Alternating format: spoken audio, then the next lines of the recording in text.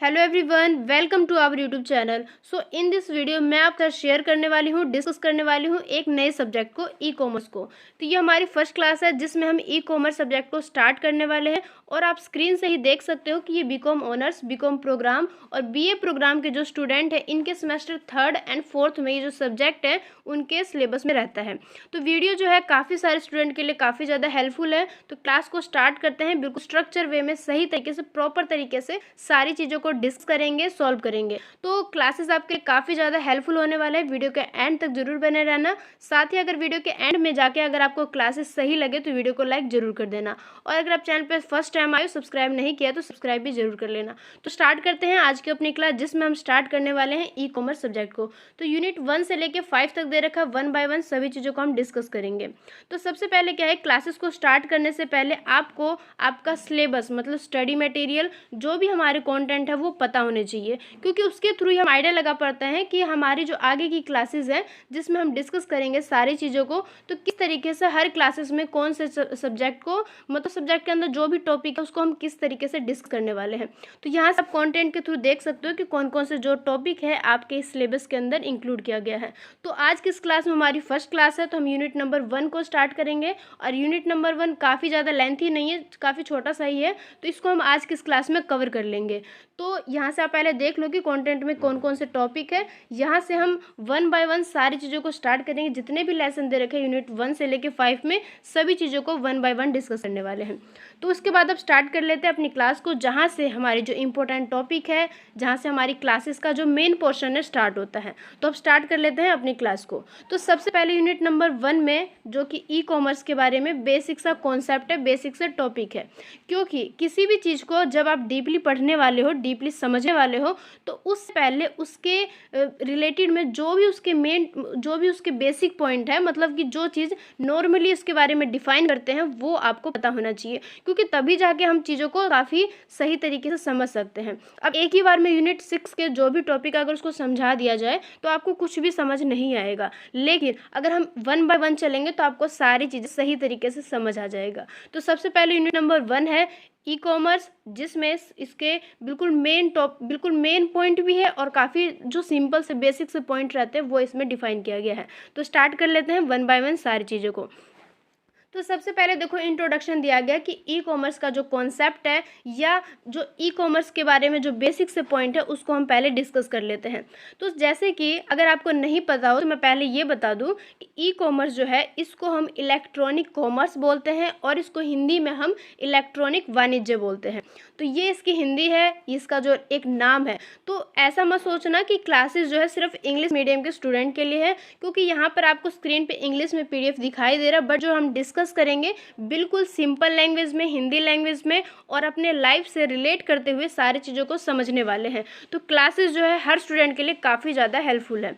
तो सबसे पहले ये दिया गया है कि जैसे कि ई कॉमर्स का मतलब है इलेक्ट्रॉनिक कॉमर्स और इलेक्ट्रॉनिक वाणिज्य, जिसके अंदर क्या है कि स्पेशली जो बिजनेस से रिलेटेड जो भी वर्क होते हैं, जब उसकी जो टेक्नोलॉजी है काफ़ी ज़्यादा वास्ट हो जाती है, बिल्कुल नए नए तरीक़ों को अपनाने लग जाते हैं, तो यही सारे जो पॉइंट है ये ई कॉमर्स के अंदर इंक्लूड किए जाते हैं। तो सबसे पहले ये बताया गया है जो ई कॉमर्स है एक टेक्नोलॉजी है जो कि मीडिएटर का काम करता है। जैसे कि हम बोलते हैं मध्यस्थ, बीच में। मध्यस्थ का मतलब क्या है कि बीच में एक पर्सन है जो कि दो पार्टीज़ के आपस के कनेक्शन को बनाए रखती है, उनके बीच में जो भी ट्रांजेक्शन होते हैं उसमें हेल्प प्रोवाइड करता है। तो सेम वैसे ही जो ई कॉमर्स है तो ये टेक्नोलॉजी, लेकिन ये दो पार्टीज़ के बीच में ट्रांजैक्शन का जो एक्सचेंज होता है, जो भी लेन देन होता है, उसको कंप्लीट करता है, साथ ही उसमें काफ़ी ज़्यादा हेल्प प्रोवाइड करता है। तो इसके अंदर क्या किया जाता है, जितने भी एक्टिविटीज़ किए जाते हैं दो या दो से ज़्यादा बिजनेसेस के बीच में, तो उनके बीच में ये फैसिलिटीज़ को प्रोवाइड करता है। तो जब ये कॉन्सेप्ट आया था तो स्टार्टिंग में इतना ज़्यादा फेमस नहीं था, क्योंकि जितने भी बिजनेसमैन हैं वो इसको अपनाने से डरते थे, क्योंकि उस टाइम पे इतनी ज़्यादा टेक्नोलॉजी नहीं थी कि लोगों को समझ सके और सारे काम जो सही तरीके से हो सके। लेकिन अगर आज की बात करें, बिल्कुल आज की डेट की, तो हर काम जो है बिल्कुल टेक्नोलॉजी पे ही डिपेंड हो गया। तो इस तरीके से जो इसका एरिया है काफ़ी ज़्यादा ब्रॉड हो चुका है। इसका जो ट्रांजेक्शन का काम है बिल्कुल हर बिजनेस में एक वेब की तरह पूरा फैल चुका है। तो इस तरीके से हम इसके इम्पोर्टेंस को जान सकते हैं और साथ ही ये भी कह सकते हैं कि एक जो ई कॉमर्स कॉन्सेप्ट है वो किसी भी बिजनेस को बिल्कुल एफिशिएंसीज के साथ में काम करने में काफ़ी ज़्यादा हेल्प प्रोवाइड करता है, क्योंकि ये जो टेक्नोलॉजी है बिल्कुल पार्टीज़ के बीच में जो एक ट्रेडिंग का काम होता है, लेन देन का काम रहता है। स्पेशली हम कॉमर्स सब्जेक्ट के स्टूडेंट हैं, तो हमें पता है कि बिजनेसेस में कितने ज़्यादा काम किए जाते हैं। तो इनके बीच में जितने भी ट्रांजेक्शन का काम होता है, एक कस्टमर से लेके एक बिजनेसमैन तक लेके एक ओनर से लेके कस्टमर के बीच में, मतलब जो भी एक्सचेंज का काम होता है, बीच में काफ़ी सारे पर्सन आते हैं जो मॉडिएटर का काम करते हैं। इन सभी के बीच में जो एक रिलेशनशिप बना रहता है वो ई कॉमर्स के द्वारा ही सही तरीके से मेंटेन किया जाता है। तो इस तरीके से हम ये भी कह सकते हैं कि ये काफ़ी ज़्यादा रिलेशनशिप को स्ट्रॉन्ग बना के रखता है, जिससे क्या होता है कि कोई भी जो ओनर है अपने बिजनेस को काफ़ी सालों साल तक बनाए रखता है। तो ई कॉमर्स के बारे में ये बेसिक सा पॉइंट था। देन उसके बाद बताया गया है कि जो ई कॉमर्स है इसको हम एक इलेक्ट्रॉनिक कॉमर्स इसलिए बोलते हैं क्योंकि इसके अंदर ये चीज़ को डिस्क्राइब किया जाता है, सम्मिलित किया जाता है, बताया जाता है कि किस तरीके से कोई भी जो प्रोडक्ट है, कोई भी जो सर्विसेज है, कोई भी जो इन्फॉर्मेशन है जो कि किसी बिजनेस से रिलेट है, उनके बीच में जब बाइंग का काम, मतलब जब चीज़ों को खरीदने और सेलिंग का काम होता है, खरीदने बेचने का काम होता है, तो उनके बीच में जो भी एक्सचेंजिंग का काम होता है वो एक नेटवर्क के थ्रू कंप्लीट किया जाता है। और ये जो नेटवर्क है इसी को हम ई कॉमर्स का नाम देते हैं। इसलिए हम ये कह सकते हैं जो ई कॉमर्स है एक कॉन्सेप्ट है जो कि हमारे सेलिंग और हमारे जो भी बिजनेस के अंदर एक कस्टमर से लेकर ओनर के बीच में जो भी ट्रांजेक्शन होते हैं उसको कंप्लीट करने में काफ़ी ज़्यादा हेल्प प्रोवाइड करता है। देन उसके बाद ये जो कंपनी के बीच में एक इंटर कंपनी और एक जो इंट्रा कंपनी फंक्शनिंग है, इसको हम आगे जाके डिस्कस करने वाले हैं, इंटर और इंट्रा क्या होता है। तो इनके बीच में क्या होता है कि कामों को मैनेज करता है, जैसे कि हमारे मार्केटिंग का काम हो गया, फाइनेंस का हो गया, मैन्युफैक्चरिंग का हो गया, सेलिंग का हो गया। तो ये काफ़ी सारे ऐसे काम है जिसमें जो ई कॉमर्स है सबसे ज़्यादा अपना रोल यहाँ पे प्ले करता है।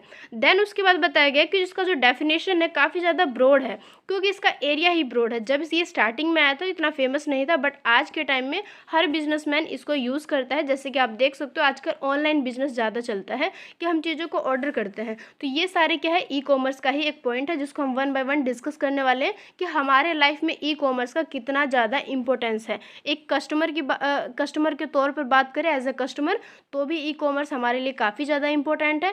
एज ए बिजनेसमैन बात करें तो भी ई कॉमर्स हमारे लिए काफ़ी ज़्यादा इंपॉर्टेंट है। तो ई कॉमर्स के यही सारे पॉइंट को हम डिस्कस करेंगे इस क्लासेस के थ्रू। तो उसके बाद बताया गया है कि ई कॉमर्स में बेसिकली ये डिफाइन किया जाता है कि ई कॉमर्स में हम क्या करते हैं, जो हमारा एक ट्रांजैक्शन का काम है, हमारे जो कम्युनिकेशन का काम है, जो कि हमारे बिजनेस से रिलेट होते हैं, इनके बीच में एक नेटवर्क का काम करता है। कौन करता है? ई कॉमर्स करता है। इसलिए इसका जो एरिया है काफ़ी ज़्यादा ब्रॉड है। देन उसके बाद इसके अंदर काफ़ी सारे पर्सपेक्टिव को इंक्लूड किया जाता है। तो इन सारे पर्सपेक्टिव को ही अब हम डिफाइन करने वाले हैं। तो आई थिंक यहाँ तक तो आपको सारी चीज़ें क्लियर हो गया होगा। देखो यहाँ पर जब हम किसी चीज़ के बारे में बेसिकली चीज़ों को पढ़ते हैं, आपको इतना ज़्यादा डीपली नॉलेज लेने की नहीं है। आपको बस क्या है, जब आप स्टार्ट करते हो ना क्लास को, आप ऐसा सोचो आपको कुछ नहीं आता है। आपको जैसे जैसे आगे बढ़ते हो ना वैसे वैसे चीज़ों को बस समझते जाओ धीरे धीरे।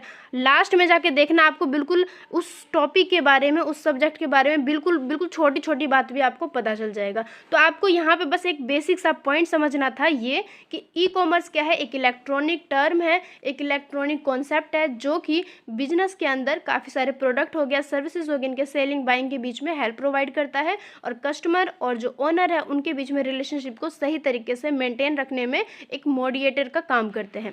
तो एक मीडिएटर के रूप में ये काम करता है, मध्यस्थ के रूप में काम करता है। तो ये सारे जो बेसिक से पॉइंट थे ये हमारे ई कॉमर्स कहलाते हैं। देन उसके बाद हम इसके काफ़ी सारे जो इसके पर्सपेक्टिव है उसको डिफाइन करने वाले हैं। तो सबसे पहले बताया गया है कम्युनिकेशन पर्सपेक्टिव। कम्युनिकेशन पर्सपेक्टिव का मतलब है कि जैसे कि देखो आज के टाइम में क्या है, जैसे कोई भी गुड्स है, कोई भी जो सर्विसेज है, कोई भी जो इन्फॉर्मेशन है, पेमेंट का काम है, हमें क्या है कस्टमर तक पहुंचाना रहता है। साथ ही अगर हम एज अ कस्टमर बात करें तो कोई भी जो गुड है, सर्विसेज है, कोई भी जो इन्फॉर्मेशन है, हमें एक ओनर तक पहुंचाना रहता है। मतलब कई बार हम चीज़ों के बारे में फीडबैक देते हैं। तो ये क्या है, एक ओनर से लेके एक जो कस्टमर है उनके बीच में जो भी बातचीत हो रही है, जो भी कम्युनिकेशन हो रहा है, उसमें हेल्प कर रहा है। कौन कर रहा है? ई कॉमर्स कर रहा है। इसलिए इसको हम कम्युनिकेशन पर्सपेक्टिव बोलते हैं, क्योंकि ये कम्युनिकेशन में हेल्प प्रोवाइड करता है कि कम्युनिकेशन के थ्रू हम किस तरीके से जो दो पार्टीज़ हैं उनके बीच में बातचीत हो रही है, चाहे वो टेलीफोन लाइंस के थ्रू हो, चाहे वो किसी भी इलेक्ट्रॉनिक टर्म के थ्रू हो, लेकिन यहाँ पर जो है दो पार्टीज़ के बीच में आपस में बातचीत कंप्लीट हो पाती है। देन उसके बाद है बिजनेस पर्सपेक्टिव, कि बिजनेस के तौर पर देखा जाए तो ई कॉमर्स क्या है, काफ़ी सारे टेक्नोलॉजीज़ को प्रोवाइड करता है, जिससे जो बिजनेस के अंदर जितने भी ट्रांजेक्शन होते हैं उसको कंप्लीट करने में हेल्प करता है। कैसे हेल्प करता है, जैसे कि आप देख सकते हो कि आजकल क्या है कि जो लोग हैं, जैसे हम ही हैं, हम कई चीज़ों को ऑर्डर करते हैं, तो ऑर्डर करें पूरा तो टेक्नोलॉजी पे ही, हमने घर बैठे ऑर्डर किया और वो तुरंत ही ओनर के पास चला गया कि हमने उस चीज़ को ऑर्डर किया, ओनर ने तुरंत ही उसको कंप्लीट करके हमारे तक भेज दिया, हमने आपस में कोई भी बातचीत नहीं किया। लेकिन जो टेक्नोलॉजी है, जो ई कॉमर्स है, उसने ही क्या किया, दोनों के बीच में इस तरीके से बातों को पहुंचा दिया। तो ये क्या हुआ, हमारे बिजनेस को पर्सपेक्टिव को कंप्लीट कर दिया इसने। उसके बाद है सर्विसेज पर्सपेक्टिव, सेम वैसे ही है कि जैसे कि हमें कोई भी चीज़ चाहिए, चाहे हमारे घर पे डिलीवरी चाहिए किसी भी प्रोडक्ट की, किसी भी सर्विसेज को, तो हमने उनको बताया, उन्होंने तुरंत हमें सर्विस प्रोवाइड कर दिया। तो ये सारा क्या है, जो ई कॉमर्स एक टूल है, उसने ही तो हेल्प किया कि एक फर्म के बीच में, एक कंज्यूमर के बीच में जितने भी मैनेजमेंट का काम है, इन सभी को कंप्लीट करने में। इसके बाद जो बताया गया है कॉमर्शियल पर्सपेक्टिव, जिसको हम ट्रेडिंग पर्सपेक्टिव भी बोल सकते हैं, कि इसके अंदर जो भी हम चीज़ों को खरीद रहे हैं, बेच रहे हैं, हमारी जो चाहे वो प्रोडक्ट हो, चाहे वो हमारी सर्विसेज हो, इनके बीच में काफ़ी ज़्यादा फैसिलिटीज़ को प्रोवाइड करता है। साथ ही एज अ ओनर बात करें तो ये कैपेबिलिटी उसको प्रोवाइड करता है, जिससे ऑनलाइन सर्विसेज प्रोवाइड हो सके, जैसे कि हमारे इंटरनेट के थ्रू जो इन्फॉर्मेशन है या जो ऑनलाइन सर्विसेज है, ये प्रोवाइड किया जाता है। तो ये सारा क्या है, जो ई कॉमर्स है वही तो हमें प्रोवाइड करता है। इस वजह से इसका जो एक ट्रेडिंग पर्सपेक्टिव है वो भी कंप्लीट हो जाता है। देखो, पर्सपेक्टिव का मतलब है कि हर एक पर्सन के तौर पर, एज अ हम कस्टमर बात करें, एज अ हम ओनर बात करें, एज अ हम मीडिएटर बात करें, हर पर्सन के लिए किस तरीके से ई कॉमर्स जो है वो काम करता है। तो हमने पहले क्या पढ़ लिया कि कम्युनिकेशन के रिगार्डिंग किस तरीके से हेल्प करेगा, फिर बिजनेस के, सर्विसेज के, कॉमर्शियल के। देन उसके बाद है लर्निंग पर्सपेक्टिव। अब लर्निंग पर्सपेक्टिव के रिगार्डिंग ई कॉमर्स कैसे हेल्प प्रोवाइड करेगा, जैसे कि आप देख सकते हो आजकल क्या है, स्कूल में, यूनिवर्सिटीज़ में, कॉलेजेस में क्या होता है कि जो एक कंपनी है, अगर वो उसे किसी भी चीज़ को एक तरीके से एडवर्टाइज़ करना है, तो वो क्या करती है, वहाँ पर चली जाती है और ई कॉमर्स के थ्रू चीज़ों को प्रेजेंट करके, चीज़ों के बारे में बता के वो लोगों तक पहुँचा देती है इन्फॉर्मेशन को। तो ये सारा क्या है, लोगों को समझने में, सीखने में हेल्प करता है। मान लो आप गूगल पे सर्च करते हो किसी प्रोडक्ट के बारे में, आपने वहाँ से क्या, आपको नहीं पता उसके बारे में, लेकिन आप जानना चाहते हो, तो आपने वहाँ पे जस्ट सर्च किया और उसके रिगार्डिंग आपको काफ़ी सारी इन्फॉर्मेशन मिल गई। ये सारा क्या है, लर्निंग पर्सपेक्टिव ही तो है, जो कि हमें ई कॉमर्स प्रोवाइड कर रहा है। देन उसके बाद है कोलैबोरेटिव पर्सपेक्टिव, जैसे कि काफ़ी सारे बिजनेसेस हैं, काफ़ी सारे जो ओनर है जो कि अपने बिजनेस को चला रहे हैं, उनके बीच में इंटर और इंट्रा कम्युनिकेशन जो होता है, उनके बीच में कोलैबोरेशन होता रहता है, एक फ्रेमवर्क बनता रहता है काफ़ी सारे बिजनेस के बीच में। तो वो सारे जो फ्रेमवर्क है वो ई कॉमर्स ही प्रोवाइड करता है, जिससे उनके आपस में एक कोलैबोरेशन रहता है, कोलैबोरेटिव रहता है। उसके बाद है कम्युनिटी पर्सपेक्टिव। इसके अंदर हम ये देखते हैं कि किस तरीके से ई कॉमर्स जो है काफ़ी सारे प्लेसेस पे जो मेंबर है, जो कि ट्रांजेक्शन का काम करे, कोलैबोरेशन का काम कर रहे हैं, उनके बीच में इंफॉर्मेशन को गैदरिंग करने में, आपस में एक सहयोग बनाने में काफ़ी ज़्यादा हेल्प प्रोवाइड करता है। तो ये सारे पर्सपेक्टिव थे जिसको हमने कंप्लीट कर लिया। यहाँ तक सारी चीज़ आपको क्लियर हो गया होगा। कोई भी अगर कन्फ्यूज़न है तो आप कमेंट के थ्रू उसको पूछ के अपने डाउट को क्लियर कर सकते हो। ये हमारी फर्स्ट क्लास है, तो कोई भी कन्फ्यूज़न आपको नहीं रखना है, क्योंकि कन्फ्यूज़न क्रिएट होते होते वो आगे जाके इतना बड़ा कन्फ्यूज़न बन जाता है कि हमें वो सब्जेक्ट ही समझ नहीं आता है। तो इसलिए आपको जितना मैं समझा रही हूँ तो उसको बिल्कुल कंप्लीट रखना, जितना इन्फॉर्मेशन दे रही हूँ मैं, कोई भी कन्फ्यूज़न नहीं होना चाहिए। अगर हो रहा है तो आप उसको तुरंत क्लियर करें, क्योंकि जब कन्फ्यूज़न को क्लियर करते जाएंगे तो वो सब्जेक्ट हमें सही लगने लगेगा, सारी चीज़ें हमें सही तरीके से समझ में आने लगेगा। तो ये सारे हमारे पर्सपेक्टिव थे जिसको हमने कंप्लीट कर लिया है। देन उसके बाद है e commerce has new opportunities for, कि जैसे कि आपको पता है आज के टाइम में जो ई कॉमर्स है काफ़ी सारे अपॉर्चुनिटीज़ प्रोवाइड कर रहे हैं। किन को? प्रोड्यूसर को, होलसेलर को, डिस्ट्रीब्यूटर को, बिग रिटेलर्स जो है, या स्मॉल कोई भी उद्योगपति है, एंटरप्रेनर जितने हैं, चाहे वो स्मॉल हो चाहे वो बिग हो, तो इन सभी को जो ई कॉमर्स है काफ़ी ज़्यादा फैसिलिटीज़ प्रोवाइड करता है। इसी को हम बोलते हैं, चाहे उनको अपॉर्चुनिटीज़ प्रोवाइड करे एज ए बिजनेसमैन, चाहे उनको एक मार्केट में अपने आप को बनाए रखने में, अपने गुडविल को बनाए रखने में काफ़ी ज़्यादा हेल्प प्रोवाइड करेगा।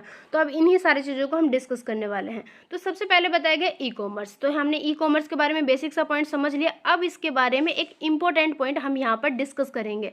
इम्पोर्टेंट पॉइंट का मतलब है कि जो ई कॉमर्स के बारे में जो रिलेटेड पॉइंट है, जैसे हम मान लो हम अपना माई सेल्फ बता रहे हो तो हम अपने बारे में इंफॉर्मेशन प्रोवाइड करते हैं, सेम वैसे अब ई कॉमर्स के बारे में जो मेन इंपॉर्टेंट पॉइंट है उसको हम समझने वाले हैं। तो सबसे पहले ये बताया गया है जो ई कॉमर्स ये 1970 में स्टार्ट हुआ था, जहाँ पर इसका जो एग्जाम्पल है इलेक्ट्रॉनिक फंड ट्रांसफ़र।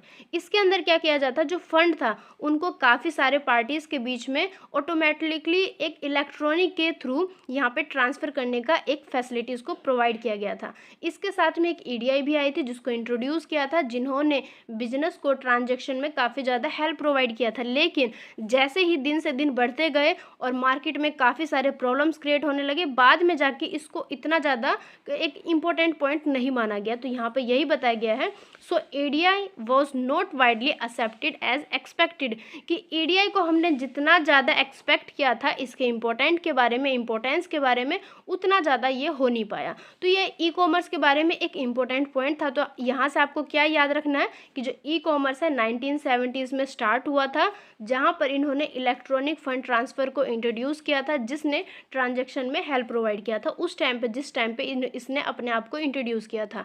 आज के टाइम में तो उसकी काफ़ी ज़्यादा इंपॉर्टेंस है, उसको हम सारे यूनिट 1 से लेकर 5 में सारे डिस्कस करेंगे, लेकिन उस टाइम पे ये जब स्टार्ट हुआ था तब की बात बताया गया है। देन उसके बाद बताया गया है driving forces of e commerce. अब ई कॉमर्स के जो भी ड्राइवर्स है, मतलब कि इसके बारे में कि किस तरीके से चीज़ों को प्रमोट किया गया था, धीरे धीरे इंट्रोड्यूस किया था, इन सारी चीज़ों को डिस्कस करेंगे। तो सबसे पहले ये बताया गया there are 5 drivers that promote e commerce, कि जब इसने अपने आप को इंट्रोड्यूस किया था तो वहाँ पर 5 ऐसे ड्राइवर्स थे जिसने ई कॉमर्स को प्रमोट किया था, उसको हेल्प प्रोवाइड किया था आगे की तरफ जाने में। जिसका टेक्नोलॉजी है उसको, जैसे आज के टाइम हम इसके इम्पोर्टेंस को जान सकते हैं, तो इम्पोर्टेंस को हमने कैसे जाना, हमारे तक ये कैसे पहुंचा, इन सभी को जिसने भी प्रमोट किया था वो सारी चीज़ें हम डिस्कस करेंगे। तो सबसे पहले डिजिटल कॉन्वर्जेंस, इसका मतलब है जैसे कि हमें पता है कि आज के टाइम में जो बिजनेसेस है काफ़ी सारे वो आपस में कम्युनिकेट करते हैं। तो जो ई कॉमर्स है ये एक डिजिटल रिवोल्यूशन प्रोवाइड करता है, जिसके थ्रू जितने भी कम्युनिकेटर है वो आपस में कम्युनिकेट कर पाते हैं, अपने संचार को कर पाते हैं। साथ ही इससे क्या होता है, जो हमें पता चल पाता है कि जो इंटरनेट है उसके थ्रू हम ये जान पाते हैं कि पास्ट 10 ईयर में, जितने भी ईयर में जो कि हमें जानना है, उसके बीच में कितनी ज़्यादा ग्रोथ हुई है, कौन से प्रॉब्लम्स क्रिएट हुए हैं, कौन से अपॉर्चुनिटीज़ हमें देखने को मिले हैं। तो कहने का मतलब ये है कि हम इसके थ्रू सारी चीज़ों को जान सकते हैं। उसके बाद जो सेकंड पॉइंट है यूबिक्विटी, इसका मतलब है कि जैसे कि आज के टाइम में देखो ई कॉमर्स जो है बिल्कुल एनीवन एनीवेयर, मतलब हम किसी भी पर्सन के लिए कहीं भी रहता हो चाहे वो वर्ल्ड में, उसके लिए 24 आवर्स सर्विसेज को प्रोवाइड करता है। इस लाइन का मतलब ये है कि मान लो आपको कोई भी चीज़ ऑर्डर करना, आप चाहे तो मॉर्निंग में कर सकते हो, इवनिंग में कर सकते हो, नाइट में कर सकते हो, इवन आपका जो मन करे तो आप 12 बजे के बाद भी मिडनाइट में भी कर सकते हो। तो इसका मतलब क्या है कि ये हमें 24 आवर्स सर्विसेज को प्रोवाइड कर रहा है। ऐसा तो नहीं है कि हम मंडे को नहीं कर सकते, संडे को नहीं कर सकते। तो ये क्या है, हमें वीक के बिल्कुल 7 दिन और दिन के बिल्कुल 24 घंटे हमें इस तरीके की सर्विसेज को प्रोवाइड करता है।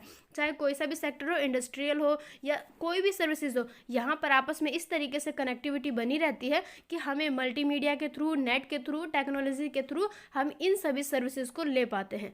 देन उसके बाद है चेंजेस इन ऑर्गेनाइजेशन। इसका मतलब ये है कि आजकल देखोगे सभी बिजनेसेस में जितने भी संगठन उसमें चेंजेस आते रहते हैं। इस लाइन का मतलब ये है कि जैसे कि आजकल बिजनेस इतने ज़्यादा बड़े होते जा रहे हैं कि वहाँ पर एक ओनर से बिजनेस को संभालना पॉसिबल नहीं हो पाता है। तो वहाँ पर क्या है, काफ़ी सारे मैनेजर्स को रख लिया जाता है जो कि बिजनेस को संभालने का काम करते हैं। तो कहीं ना कहीं जो मैनेजर्स के द्वारा काम को संभाला जा रहा है और जो ओनर है उसके ऊपर कंट्रोल भी कर रहा है। तो ये सारी चीज़ें हो रही है, लेकिन इन सभी को बिल्कुल कंफर्टेबली चलने में ई कॉमर्स जो है वही इसको सर्विसेज को प्रोवाइड कर रहा है। देन उसके बाद है इंफॉर्मेशन डेंसिटी। इसका मतलब है कि जैसे कि आप देखो कोई भी प्रोडक्ट है, मान लो किसी और देश का, उसको इंडिया में सेल करना है, ठीक है, उसको किसी और देश में करना है, ओके, तो जहाँ जहाँ उसको सर्विसेज को प्रोवाइड करना है तो वहाँ के जो कस्टमर है उसको डिमांड करेंगे, तभी तो हम सर्विसेज को प्रोवाइड करेंगे। लेकिन जब कस्टमर डिमांड कब करेगा, जब उनको प्रोडक्ट के बारे में इंफॉर्मेशन को पता रहेगा। जब हमें पता है कि कोई जो प्रोडक्ट है वो काफ़ी बेहतर है, हमारे लिए सही है, चाहे वो दूसरे देश का ही क्यों ना हो, तभी तो हम उसकी डिमांड करेंगे। तो सेम ऐसे जो ई कॉमर्स है ये ग्लोबल कंपटीशन को एक तरीके से काफ़ी सारी फैसिलिटीज़ प्रोवाइड करता है। जितने भी ऑनर है, जितने भी बिजनेसमैन है, उनको उनके प्रोडक्ट को सेल करने में काफ़ी ज़्यादा हेल्प प्रोवाइड करता है, बिल्कुल ग्लोबल स्तर पर, मतलब कि दूसरे देशों में भी प्रोडक्ट को सेलिंग और बाई में काफ़ी ज़्यादा सर्विसेज को प्रोवाइड करता है।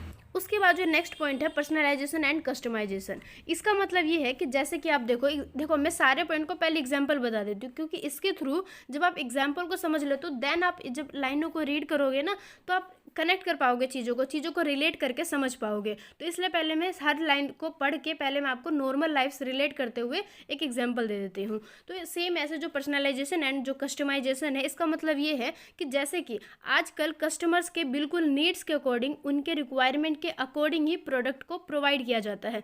तो आजकल हर एक कस्टमर ऐसा है, छोटे से छोटे प्रोडक्ट के लिए भी अपनी क्वालिटी, अपने डिमांड को, ज़्यादा परफॉर्मेंस को, या जो एक परफॉर्मेंस होती है क्वालिटीज़ की प्रोडक्ट की, उसको चाहती है। इसका मतलब ये है कि जैसे कि देखो कस्टमर है, जैसे अलग अलग देश के हैं, हमारे मान लो चाहे इंडिया है चाहे कोई दूसरा देश है, तो यहाँ पर लोगों के टेस्ट को ज़्यादा प्रेफरेंस दिया जाता है। तो लोगों के जिस तरीके से उनको क्वालिटीज़ को चाहिए, तो एक जो ई कॉमर्स है वो ओनर को ये सारी जानकारी प्रोवाइड करता है। कैसे करेगा, जैसे कि देखो मान लो कोई पिज़्ज़ा डोमिनोज वाले कंपनी है, वो इंडिया में सर्विसेज प्रोवाइड कर रहा है, दूसरे देशों में भी प्रोवाइड कर रहा है, लेकिन वो क्या करेगा, इंडिया में जब सर्विसेज को प्रोवाइड करेगा तो इंडियन लोगों के टेस्ट को ध्यान में रखेगा।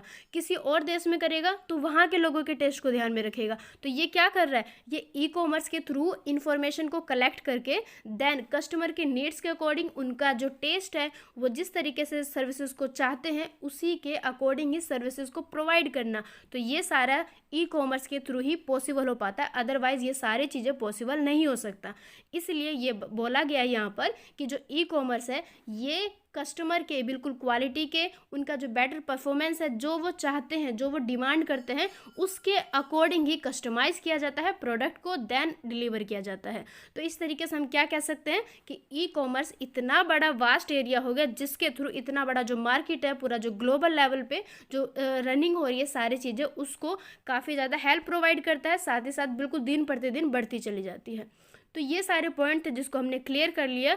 देन उसके बाद जो हमारा नेक्स्ट पॉइंट है ई कॉमर्स बिजनेस मॉडल की elements of A business model and categories. तो इनको हम पढ़ने वाले हैं कि बिजनेस के अंदर ई कॉमर्स की जो भी कैटेगरीज है जिसको डिवाइड किया गया है B2B B2C, इन सभी को हम डिस्कस करने वाले हैं। तो सबसे पहले जो पॉइंट दिया गया है B2B, इसका मतलब है बिजनेस टू बिजनेस, मतलब कि दो या दो से ज़्यादा ऐसे बिजनेसेस भी हैं जो कि आपस में ट्रांजैक्शन करते हैं, चाहे उनको इन्वेंट्री का ट्रांजैक्शन करना हो, किसी परचेजेस का करना हो, मतलब कि आपस में कोई भी ट्रांजैक्शन करना हो, तो वहाँ पर क्या है B2B जो ई कॉमर्स का एक मॉडल है वो वहाँ पे प्रेजेंट रहता है कि दो बिजनेस के बीच में जो भी ट्रांजैक्शन हो रहा है, जो भी लेन देन होना है, उसको क्विकली चेक करके आपस में ट्रांजैक्शन कर देता है। तो ये क्या है, ये जो मॉडल है ये ई कॉमर्स का है, जो कि किसी भी बिजनेस के बीच में जो ट्रांजैक्शन हो रहा है उसको हेल्प प्रोवाइड कर रहा है। देन उसके बाद है B2C का मतलब है बिजनेस टू कस्टमर। अब बिजनेस जो है जो कि गुड्स को प्रोवाइड कर रहा है, सर्विसेज को प्रोवाइड कर रहा है अपने कस्टमर तक, तो उनके बीच में कोई ट्रांजैक्शन भी तो होता है, क्योंकि अगर हम किसी चीज़ को खरीद रहे हैं तो हम उसके बदले में कैश पेमेंट करते हैं, या पेमेंट का दूसरा तरीका भी ले सकते हैं, बट हम पेमेंट करते हैं।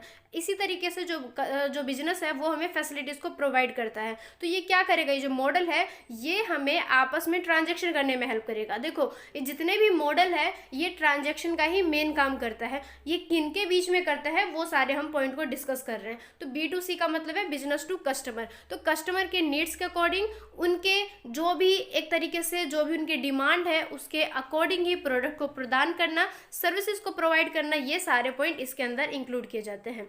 देन उसके बाद है C2B मतलब कस्टमर टू बिजनेस। अब बिजनेस टू कस्टमर तो पता है कि बिजनेस से लेके कस्टमर के बीच में जो भी हमें गुड्स एंड सर्विसेज को प्रोवाइड करना है, लेकिन जब इसको अपोजिट पढ़ते हैं C2B, इसका मतलब ये है कि जैसे कि आजकल इतना बड़ा मार्केट हो चुका है कि वहाँ पर कस्टमर के डिमांड के अकॉर्डिंग जो प्रोडक्ट है वो प्रोवाइड किया जाता है। तो यहाँ पर क्या है, कस्टमर के डिमांड का कलेक्शन करके या उनसे इंफॉर्मेशन को लेकर देन उसके बाद गुड एंड सर्विसेज को प्रोवाइड करना इस कैटेगरी के अंदर आता है, जिसको हम C2B कहते हैं। तो इसके अंदर क्या होता है, जो कस्टमर है उसके डिमांड को कलेक्ट कर लिया जाता है कि उनकी किस तरीके की डिमांडेड है, वो प्रोडक्ट की कैसी क्वालिटीज चाहते हैं, कैसे परफॉर्मेंस चाहते हैं, सारा रेफरेंस ले लेते हैं, देन उसके बाद सर्विसेज को प्रोवाइड करते हैं। तो इन सारे पॉइंट का जो फुल फॉर्म है, जो कि मैं आपको साथ साथ बता रही हूँ, उसको चाहे नोट कर लेना, क्योंकि इस तरीके से जब आप समझोगे तो आपको चीज़ों का समझना, रिलेट करना ज़्यादा ईजी हो जाएगा। देन उसके बाद है C2C, मतलब कि कस्टमर टू कस्टमर। इसका मतलब ये है कि जैसे आजकल जो भी गुड्स एंड सर्विसेज है कस्टमर के बीच में ही आपस में लेन देन हो जाता है, वो भी तो ई-कॉमर्स का ही पार्ट है। कि मान लो आपके पास कोई भी प्रोडक्ट है, आपको अब उसको बेचना है, तो ऐसा तो नहीं है कि आप किसी बिजनेसमैन से मिलोगे, आप हो सकता है कि हमारे जैसे जो नॉर्मल पर्सन है उसको जाके हम बेच देते हैं, तो ये भी क्या है, ई-कॉमर्स का ही एक पार्ट हो जाता है। तो ये सारे पॉइंट थे जो कि हमारे ई-कॉमर्स के मॉडल कहलाते हैं। तो ये सारे पॉइंट आपको क्लियर हो गए होंगे अब। देन उसके बाद जो नेक्स्ट पॉइंट है, mechanism dynamic of world wide web and internet evaluation and features. कि जैसे कि ई कॉमर्स के अंदर सबसे मेन पार्ट तो इंटरनेट का ही है, क्योंकि ई कॉमर्स इलेक्ट्रॉनिक है तो उसके अंदर ऑब्वियसली इंटरनेट का यूज़ किया जाएगा। जितने भी वर्ल्ड वाइड वेब है, WWW, इन सभी का काफ़ी ज़्यादा यूजेस है, तो इन्हीं को अब हम डिस्कस करने वाले हैं। तो सबसे पहले ये बताया गया कि आजकल जैसे कि हमें पता है कि टेक्नोलॉजी के प्रोग्रेस से और जो इंटरनेट के प्रोग्रेस से ही ज़्यादातर जो ई कॉमर्स है वो डेवलप हो पाया है, क्योंकि ऑब्वियसली सिंपल सी बात है, ई कॉमर्स सारा बेस है ऑनलाइन पे, और जब ऑनलाइन हम सर्विसेज को ले रहे हैं, दे रहे हैं, तो ये सारा क्या हमारा नेट का यूज़ आ जाता है। तो यहाँ पर ये बताया गया है कि 1990s में जब कॉमर्शियल इस चीज़ को यूज़ किया गया था, इंट्रोड्यूस किया गया था, तो वहाँ पर जिसने सबसे पहले इस चीज़ में पार्टिसिपेट किया था WWW ने, जिसका फुल फॉर्म है वर्ल्ड वाइड वेब, एंड उसके बाद जिसको हम PC बोलते हैं, पर्सनल कंप्यूटर, और काफ़ी सारे ऐसे सॉफ्टवेयर थे जिसने ई कॉमर्स के स्टार्टिंग पॉइंट में या उसको स्टैंड होने में सबसे ज़्यादा हेल्प किया था, क्योंकि ये सारे जो वेबसाइट है, ये सारे जो प्लेटफॉर्म है, इसने ई कॉमर्स को काफ़ी ज़्यादा डेवलप होने में हेल्प प्रोवाइड किया था। तो उसके बाद है framework of e commerce. Framework of e commerce का मतलब है कि जैसे हम ई कॉमर्स के बारे में पढ़ रहे हैं तब से, तो इसका जो स्ट्रक्चर है, इसका जो फ्रेमवर्क है, उसको हम डिस्कस करने वाले हैं। जैसे कि एक ह्यूमन बीइंग का, एक ह्यूमन पर्सन का फ्रेमवर्क रहता है, पूरा बॉडी का स्ट्रक्चर, सेम वैसे ही जो ई कॉमर्स है उसके अंदर किन किन चीज़ों को इंक्लूड किया जाता है, कौन कौन से ऐसे पॉइंट है जो कि ई कॉमर्स के फ्रेमवर्क को बनाती है। तो यहाँ पर आप पॉइंट्स को पढ़ सकते हो, ये सारे पॉइंट यहाँ पे दिया गया है। कॉमन बिजनेस हो गया, सर्विसेज हो गया, हमारे जितने भी ऐसे पेमेंट हो गए, डिस्ट्रीब्यूशन हो गया, पब्लिशिंग हो गए, जितने भी ये सारे एडवर्टीजमेंट के पॉइंट हो गए, टेलीकॉम हो गए, केबल टीवी, वायरलेस इंटरनेट, ये सारे जो ई कॉमर्स के फ्रेमवर्क को बनाते हैं।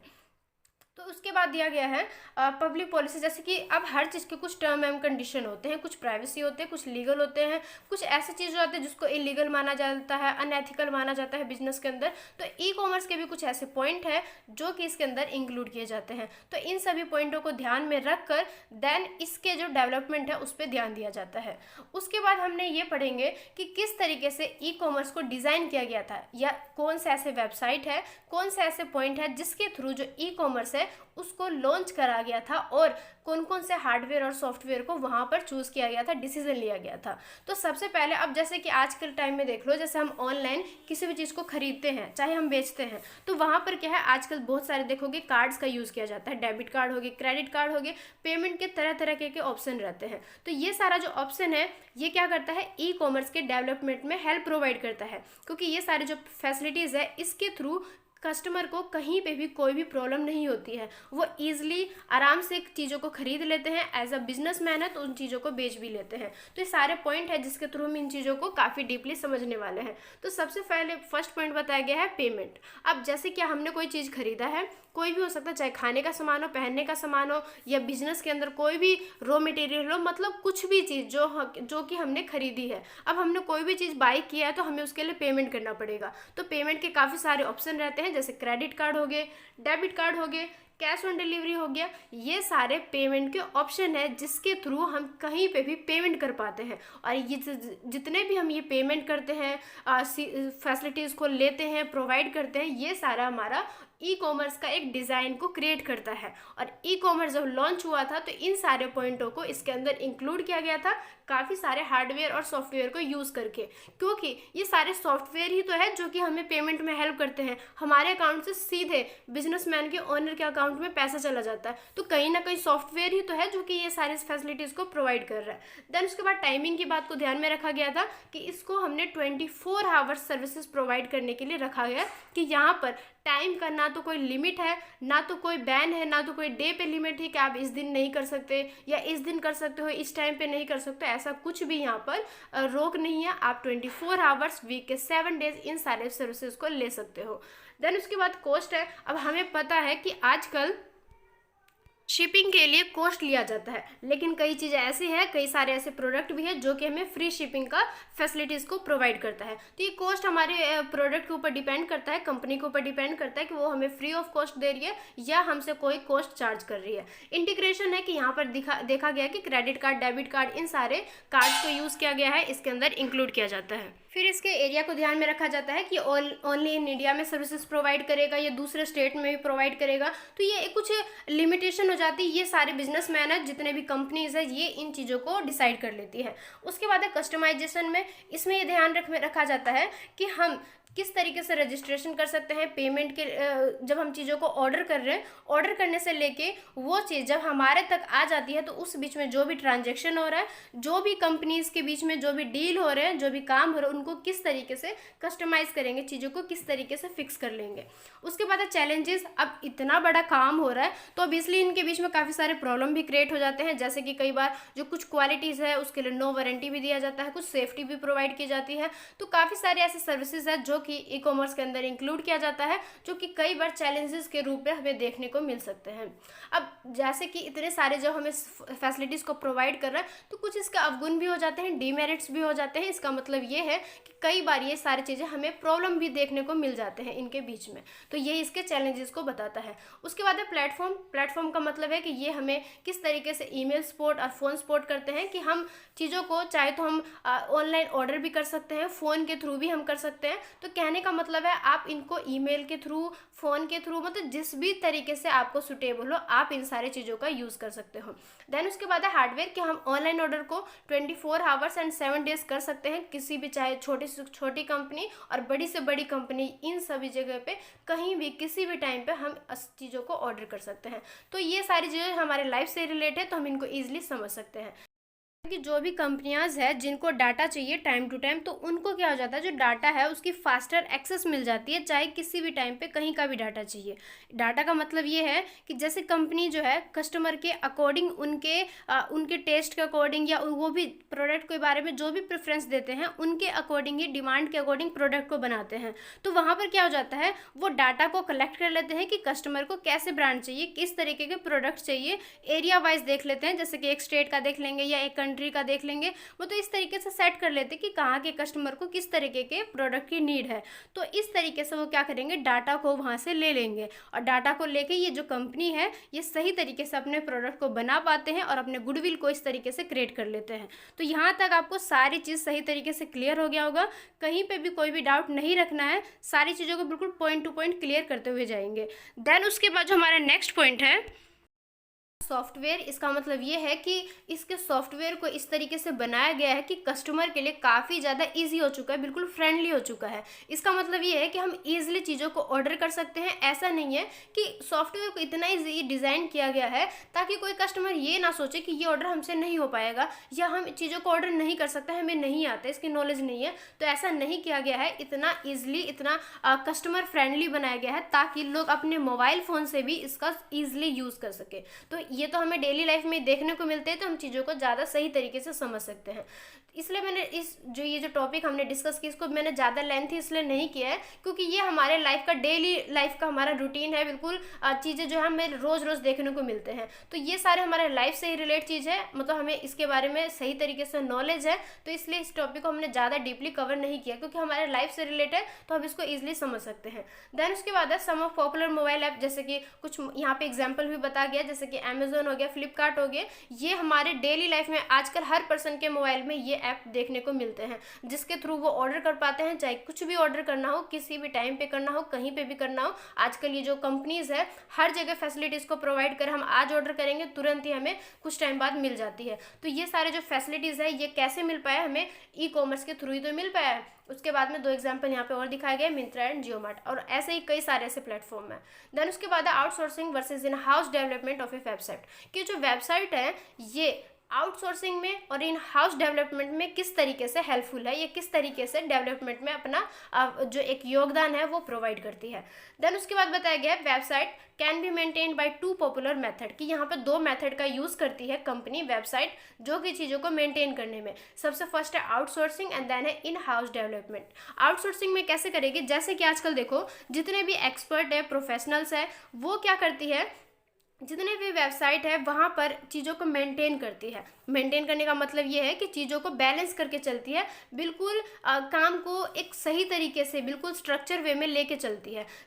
कई सारे मेथड का यूज़ किया जाता है जहाँ पर बेटर तरीके से सारे बिजनेस को कंट्रोल किया जाता है, बिजनेस को सही दिशा की ओर लेके जाता है। तो आउटसोर्सिंग के अंदर मेनली बिजनेस के बातें आ जाती है, प्रोफेशनल पर्सन को इंक्लूड किया जाता है, एक्सपर्टाइजेशन को इसके अंदर इंक्लूड किया जाता है। उसके बाद है कि इन हाउस डेवलपमेंट में कैसे हेल्पफुल है। अब जैसे कि अगर हमें अपनी हाउस की बात करें, अगर हमें घर में मान लो कोई भी लोन लेना है या कोई भी ऐसे सर्विसेज को लेना है, तो कंपनियां जो है हमें ऑलरेडी हम मतलब हमारे बोलने से पहले ही वो हमें इस तरीके की फैसिलिटीज़ को प्रोवाइड करती है, मतलब हमें पहले से ही ऑफर देने लग जाते हैं। तो ये सारा क्या है, हमारा चाहे बाहर का काम हो, हमारा बिजनेस के अंदर का काम हो, चाहे हमारे हाउस के घर का डेवलपमेंट का ही काम क्यों ना हो, ये जितने भी ऐसे आउटसोर्सिंग जितने भी इनके वेबसाइट है ये हमें काफ़ी सारे फैसिलिटीज़ को प्रोवाइड करती है। यहाँ पे भी यही लिखा गया, in house development is used when all the professionals and expert work for their own company in which they are working and provide services to all outside as a outsourcing company,